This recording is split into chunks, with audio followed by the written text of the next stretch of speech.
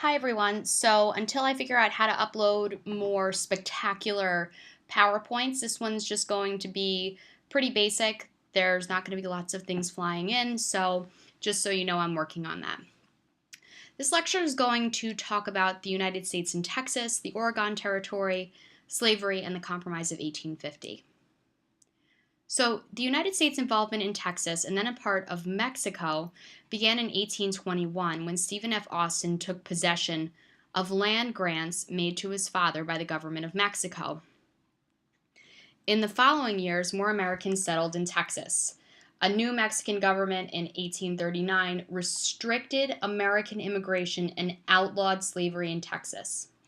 6 years of tension, attempted negotiation, and government instability in Mexico led to war in 1836 between the American settlers and the Mexican government. After losing the Battle of the Alamo in San Antonio, Texas, the settlers won a victory and achieved recognition as an independent nation. Jackson finally recognized the independence of Texas.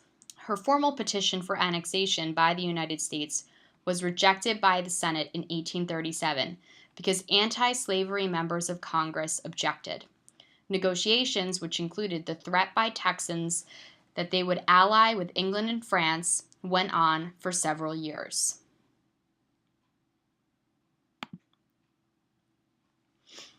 John C. Calhoun, Secretary of State in President Tyler's cabinet, finally negotiated a treaty of annexation with the Republic of Texas, but the Senate rejected it also.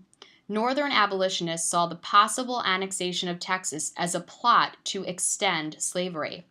Southerners saw it as an area of economic opportunity and feared English influence on an independent Texas. In signing the treaty, Tyler had promised to send federal troops to defend Texas from a possible attack from Mexico.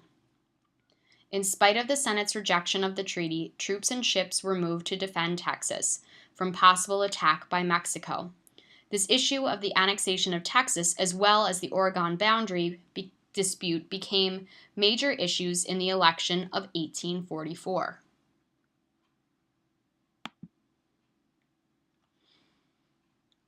After the election of Polk in 1844, Tyler asked Congress to accept the Texas Treaty by a joint resolution of both houses. This would require only a majority and not the two-thirds vote required by the Constitution for the ratification of treaties. This ploy to get around the Constitution was successful. By this treaty, Texas became a state without going through a period as a territory. The slavery issue was addressed by extending the Missouri Compromise line of 3630, and that should be a degree sign, thus allowing slavery in Texas. Polk, in his inaugural address, said the issue of the annexation of Texas was between Texas and the United States alone and did not involve other nations. Mexico obviously disagreed and broke off diplomatic relations, claiming Texas was Mexican territory. There were other issues of dispute with Mexico, such as Mexico's desire to stop United States immigration into their territory of California. President Polk sent John Slidell to Mexico to negotiate, but negotiations stalled and the Mexican government was overthrown in a coup d'etat. Independent Texas and Mexico had not agreed on the southern border of Texas, with Texas claiming the Rio Grande as the border, and Mexico, the Rio Nueces, I'm not pronouncing that great, farther north, with negotiations at a standstill. Troops were moved into this disputed territory on the Mexican-Texas border. No resolution of the border dispute was in sight. President Polk asked for a declaration of war, which Congress voted on May 13, 1846. Many voted against this war, which ultimately lasted for 2 years. The Mexican War from 1846 to 1848 was fought in several areas. First in California, where United States settlers gained control of the area, with aid from Captain John Charles Fremont of the United States Army and Commodore Robert Stockton of the United States Navy. Second, in the New Mexico Territory, where a United States expedition occupied Las Vegas, Taos, and Santa Fe, securing this large area for the United States.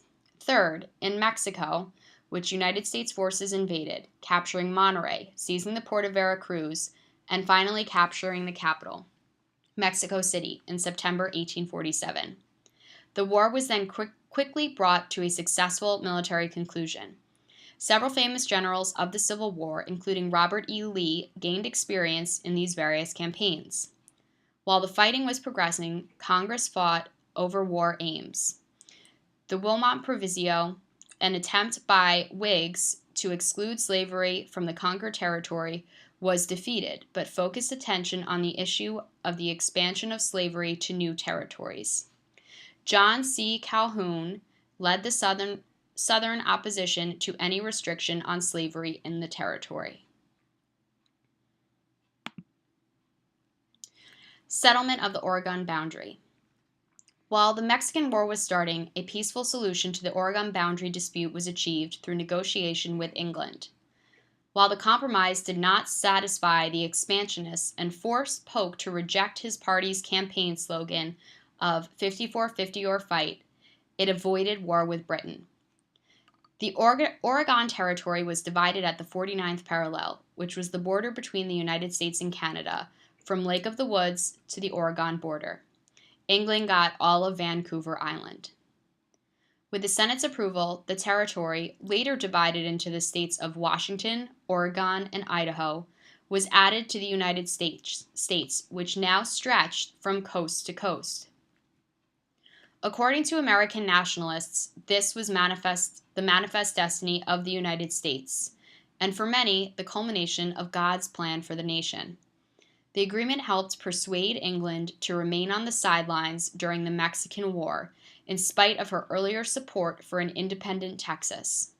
It also illustrates the benefits from negotiation and treaty making in international affairs, as one can thus gain the support of nations in time of need. England's action was also a sign of the importance of both nations in the United States-English trade relationship, which had been growing since independence. With the acquisition of new territory, the question of slavery arose again, and it became a crucial issue for the nation. This question is very complex. At its core was disagreement over whether Congress could outlaw slavery in the territories or whether the inhabitants should have control of the matter. This latter view was dubbed popular sovereignty or squatter sovereignty. The question of slavery had been a potentially divisive issue from the time of the Constitutional Convention. After much debate, the Oregon Territory was organized and slavery was outlawed. President Polk signed this bill, stating it upheld the Missouri Compromise of 3630 because Oregon was north of that line. After the Treaty of Guadalupe Hidalgo was signed, Polk tried to get both California and New Mexico organized as territories, but his proposal failed because of the slavery issue. Both territories were technically below the 3630 line of the Missouri Compromise. Polk had said he would serve a single term. In the election of 1848, the Whig candidates, General Zachary Taylor, a hero of the Battle of Buena Vista in the Mexican War, ran for president, and Millard Fillmore of New York ran for vice president and defeated the Democratic candidates. Slavery was a major issue of the campaign. A new third party, the Free Soil Party, which opposed popular sovereignty on the slavery issue, was the deciding factor because it took votes away from the Democrats. President Taylor died in office in 1850, the second president to do so in 10 years. Millard Fillmore became the 13th president. And an interesting fact is that Zachary Taylor was the last president to own slaves. And we'll wrap up today with the Compromise of 1850.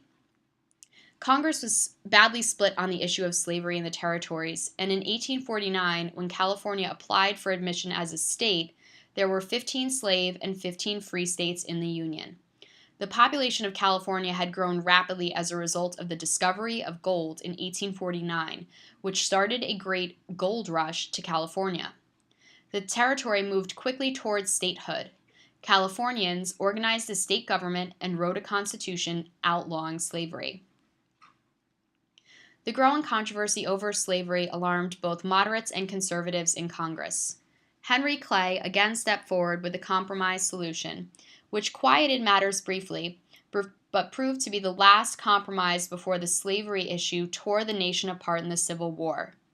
Clay's compromise included 5 acts, and the 5 together are known as the Compromise of 1850. The compromise had something for each sectional interest. 1. California was entered as a free state. 2. New Mexico was organized as a territory with no mention of whether it would be slave or free, but it was understood that popular sovereignty would prevail when the territory applied for admission. 3. The organization of Utah as a territory was approved, and it would enter free or slave as determined by its written constitution.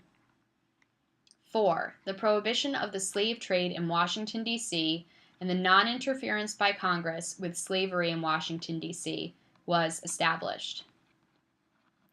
5. A strong fugitive slave law, which called for the return of runaway slaves to their owners at federal government expense, was passed.